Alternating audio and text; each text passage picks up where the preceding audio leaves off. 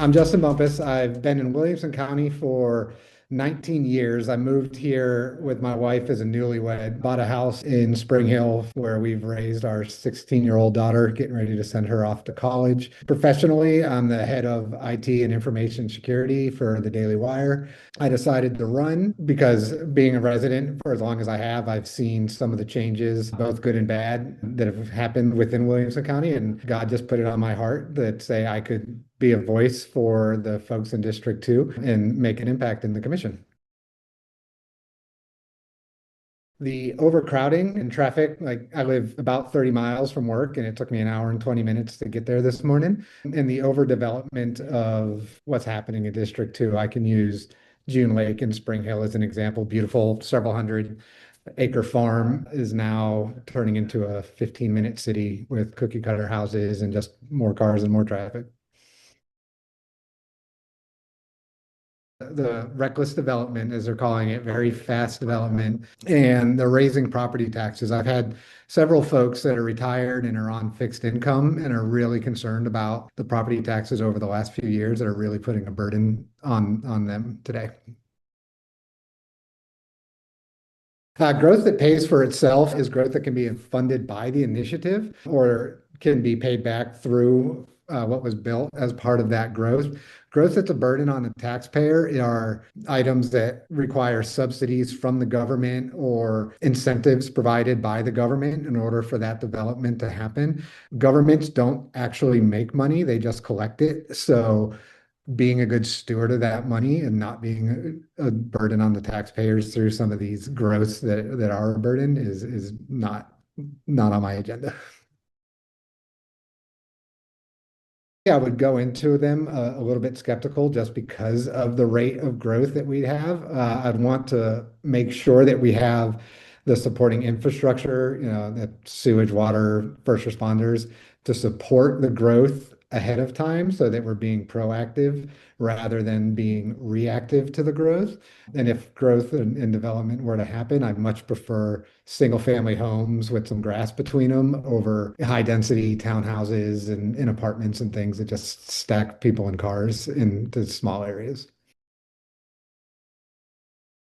So I can use my town of Spring Hill as an example. We just had to put up another water tower because we were having issues with sewage and water pressure and things like that. Those are parts of the infrastructure that people hear infrastructure, they think roads, but those are very important as well.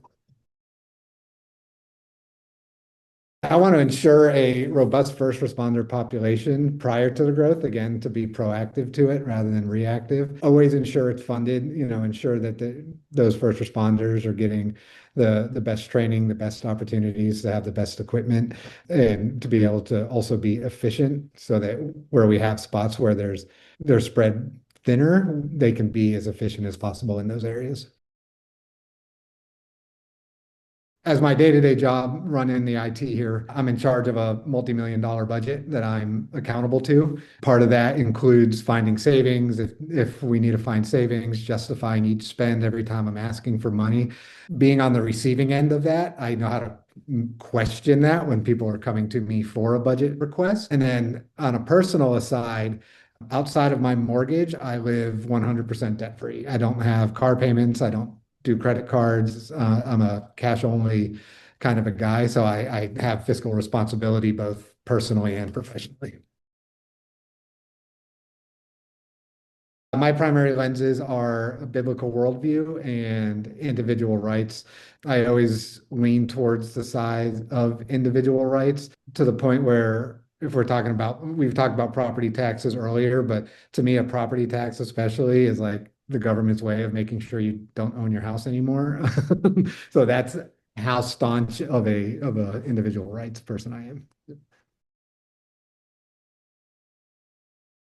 I want folks to know from me, not just from going to some of those antiquated Williamson County sites, what's happening in the commission. Also letting the folks in my district know what I'm thinking, why I'm thinking of voting the way that I'm thinking, but also be accessible to hear varying opinions and voices within the district because I'm one person. I may not think of everything. So I want to make sure that I'm hearing all the different opinions and viewpoints so that I'm making the most informed decision and able to explain that decision to the folks in the district.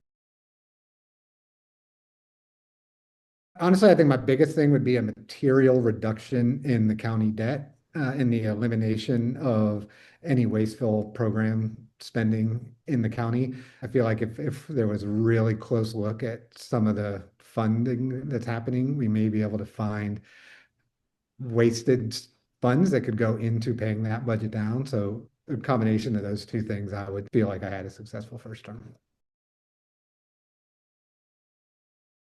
Via my email address. The email address I've used for my campaign is my personal email address or even my phone number, and leave me a voicemail. I strive to respond to everybody within 24 hours, sometimes a little longer if I'm respecting holidays or religious events or something like that.